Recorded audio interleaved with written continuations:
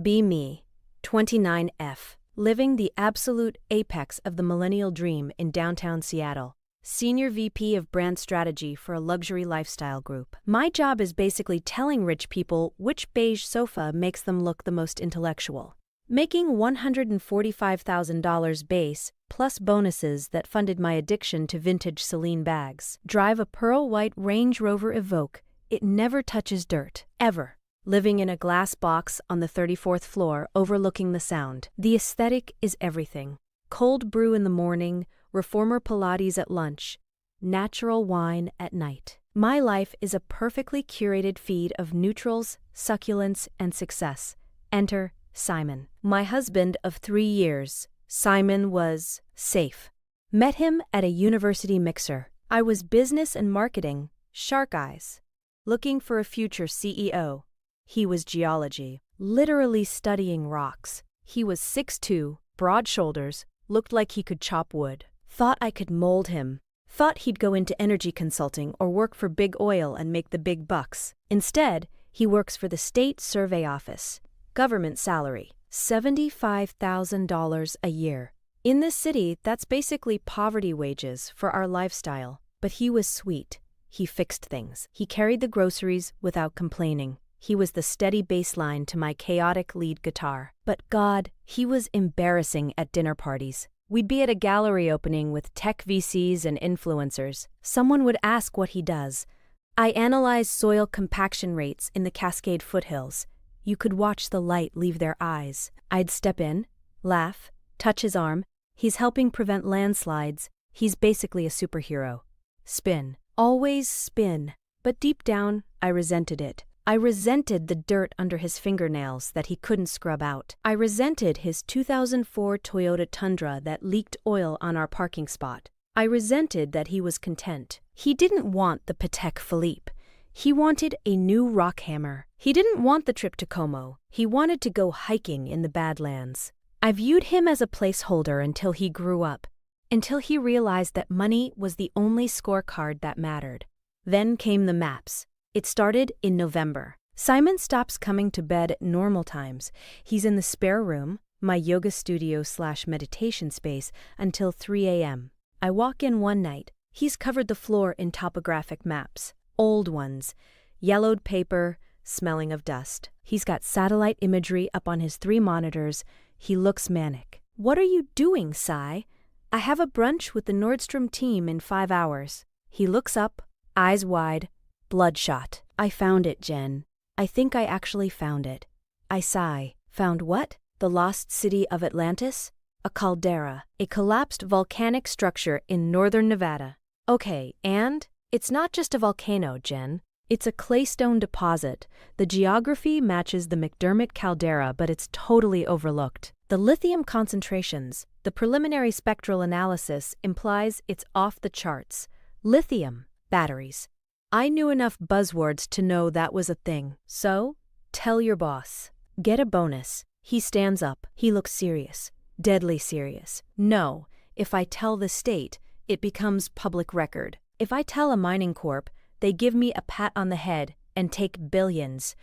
I want to file the claim myself. I laugh. A sharp, brittle sound. You want to buy a volcano. I want to buy the mineral rights to 4,000 acres of scrubland. It's dirt cheap because nobody thinks there's anything there. It's listed as grazing waste. How much, Simon? He hesitates. We need to liquidate the 401ks, both of them, and refinance the condo to pull out the equity. We need about $300,000 cash for the land auction and initial core drilling permits. The room stops spinning. It just freezes. He wants to take my safety net, my retirement, the equity in my glass tower, and throw it into a hole in the ground in Nevada. Absolutely not. Jen, listen. The EV market is exploding. By 2030, the supply deficit for lithium is going to be massive. If I'm right, this claim isn't worth thousands. It's worth 9 figures. And if you're wrong, I'm not wrong. The stratigraphy doesn't lie. If you're wrong, Simon, we are homeless. We are destitute. I am not 22 anymore. I am not starting over. He tries to grab my hands. His are rough, calloused. Trust me. For once, just trust me instead of managing me. That stung. But not enough to make me stupid. The fight lasted 2 weeks. It was ugly. I brought up his salary. I brought up that I paid for the vacations. I brought up that he was living in a fantasy world because he felt inadequate compared to my friends' husbands. That one broke him. Saw the light go out in his eyes. He stopped yelling. He just became very quiet. Tuesday night. Rain hitting the floor-to-ceiling windows. I'm going to do it, Jen. I can't let you ruin us, Simon. I'm not ruining us. I'm trying to build something real, but I can't do it if you're holding the leash. If you touch those accounts, I'm filing for divorce. I threw it out there like a grenade. The ultimate leverage. The nuclear option. He looked at me. Really looked at me, like he was studying a sample under a microscope. Okay. Just okay. I didn't expect that. I expected begging. I expected him to fold. He chose the dirt. He chose the invisible rocks over me. The divorce was fast. No kids, thankfully. We split the assets. I kept the condo. He couldn't afford it anyway. I kept my retirement accounts. I bought him out of his share of the equity with a loan from my dad. He took his meager savings, his truck, and the payout from the buyout. Total cash in his pocket. Maybe $280,000. He packed his clothes in garbage bags, loaded up the Tundra. He looked lighter, younger. You're making a mistake, Sai. You're going to die alone in the desert. Maybe, he said, but at least I'll be free. He drove off. I felt relief. Pure, unadulterated relief. I had trimmed the fat. I was lean, mean, and ready to upgrade. 6 months later, I'm dating Julian. Julian is a commercial architect. He wears turtlenecks and glasses with clear frames. He drives a Porsche Taycan. He talks about brutalist influences and experiential retail. We look incredible together. Power couple. We go to Tulum. We go to Art Basel. I post a photo of us on a yacht. 800 likes. My friends gush. Upgrade of the century, babe. So glad you dropped the rock bit. I check up on Simon occasionally. Hate scrolling. He has no Instagram, but I find a blog post from a small mining journal. Picture of him standing in the middle of a desolate, gray wasteland. He has a beard, looks like a fanatic, living in a retrofitted Airstream trailer. Independent geologist begins core sampling at Crow Creek. I show Julian. He laughs. Look at that desolate hellscape. Guy is literally digging his own grave. We toast with champagne. Life is good. Year 2. The cracks start to show. Julian is leveraged. Heavily. He's financing a massive mixed-use development in Belltown. Interest rates start creeping up. The market gets jittery. My job starts getting stressful. Luxury spending is the first thing to get cut when the economy wobbles. My bonus gets slashed. I have to start paying attention to the price of oat milk. Julian is stressed. He's not the cool, calm architect anymore. He's drinking scotch at 10 a.m. He snaps at me. You don't understand the pressure, Jen. You just plan parties. Ouch. We fight. It's not like the fights with Simon. Simon fought for ideas. Julian fights for ego. I check on Simon again. Nothing for months. Then, a forum post on a penny stock board. Apex Minerals, APX, files 43101 technical report. Preliminary drill results show higher-grade lithium claystone than Thacker Pass. The stock is trading at 40 cents. I Google 43101. It means he found something. I feel a weird twist in my stomach. But it's penny stocks. It's gambling. It's fake money. Julian's project gets halted. Funding dried up. He asks to borrow money from me. Just a bridge loan, babe. $50,000. I'll pay you back double in 3 months. I hesitate. I remember Simon asking for the money. I said no to Simon because I thought it was stupid. I say yes to Julian because I'm afraid of losing the status he gives me. I write the check. 2 months later, Julian leaves me for the daughter of his lead investor. 23 years old, influencer. He blocks me on everything. The $50,000 is gone. I try to sue, but he's bankrupt on paper. I am alone in my glass box. The mortgage payments are suffocating me.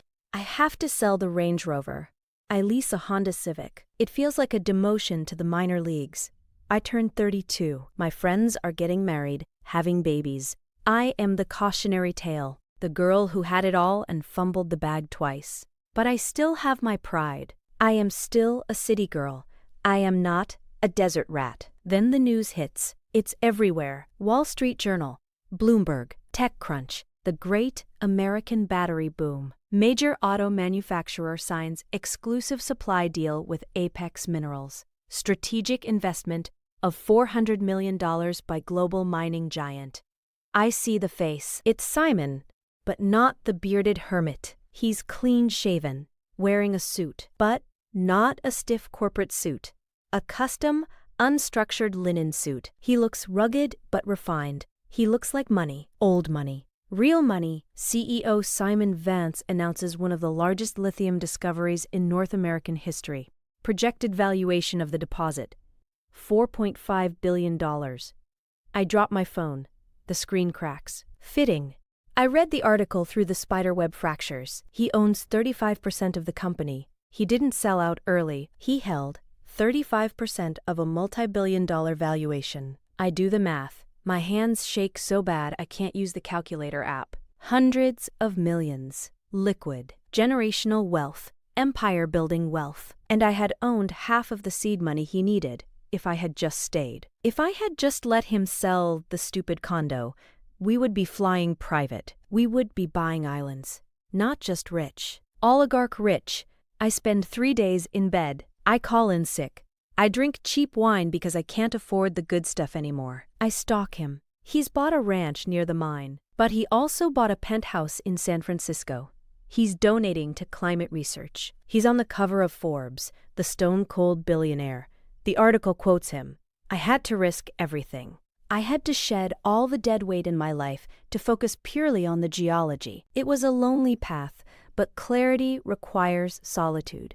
Dead weight. That's me. I am the dead weight. I get angry. Irrational, blinding anger. I was the one who made him presentable. I was the one who taught him how to dress. I supported him for 3 years on his government salary. I deserve a cut. I call a lawyer. Equitable distribution? I ask. Lawyer laughs. You signed a clean break agreement. You took the condo. He took the worthless assets. You have no claim. The asset was acquired post-separation or with funds explicitly separated in the divorce decree. You got exactly what you asked for. I hang up. Desperation sets in. Maybe he misses me. We had good times, right? The road trips? The movie nights? Surely he remembers the connection. He's a billionaire now. He needs someone who knows him. Not these gold diggers. Someone who knew him when he was a nobody. I convince myself this is a romantic gesture. I am saving him from the sharks. I find his email. Not the corporate one. His old personal one. Subject. Thinking of you. Hey Sai. Long time. I saw the news. Incredible. I always knew you were a genius. I know things ended badly, but I've been doing a lot of growing. I miss our talks. I miss my best friend. Let me buy you a coffee next time you're in Seattle. No pressure. Just catching up. Nexo Jen. I hit send. I wait. I check my email every 30 seconds. I rehearse what I'll say. I'll be humble. I'll be soft. I'll wear that blue dress he liked. 24 hours pass. 48 hours. 1 week. Nothing. Maybe he changed his email. Then, a notification. LinkedIn. He viewed my profile. My heart hammers. He's looking. He's interested. Then, an email comes in. From Executive Assistant to Mr. Vance. My stomach drops. Dear Miss Reynolds, Mr. Vance received your correspondence. He asked me to convey that, while he appreciates the sentiment, his current schedule does not permit personal engagements. He wishes you the best in your future endeavors. Please do not contact his private channels again. Signed by some girl named Chloe. He asked me to convey. He didn't even type it. He dictated my rejection to an assistant while probably looking at a map of his empire. He big-leagued me. It wasn't anger. It was indifference. I wasn't even an enemy anymore. I was a footnote. A minor geological anomaly he had already surveyed and moved past. I go to work the next day. My boss is yelling about font sizes on a pitch deck. I look at her. She's 50, divorced, wearing Chanel, miserable. I look at my future. It's a long beige tunnel. I check the news one last time. Paparazzi photos of Simon in Italy. He's on a boat in Lake Como, the place I always wanted to go. He's with a woman. She's not a model. She's wearing hiking boots and a sundress. No makeup. Wind-blown hair. She's holding a rock hammer. They're laughing. He looks at her with a look he never gave me. Adoration. Respect. She's a volcanologist from Iceland. A peer. Someone who understands the dirt. I close the tab. I look at my reflection in my powered-down monitor. Perfect hair. Perfect skin. Designer blouse. Empty. I had a diamond in the rough. I threw him away because I wanted a rhinestone. Now I'm just another brick in the glass tower, watching the real world pass me by. Be me. Waggy for life. Only lithium I own is in the battery of my leased Civic. It doesn't hold a charge.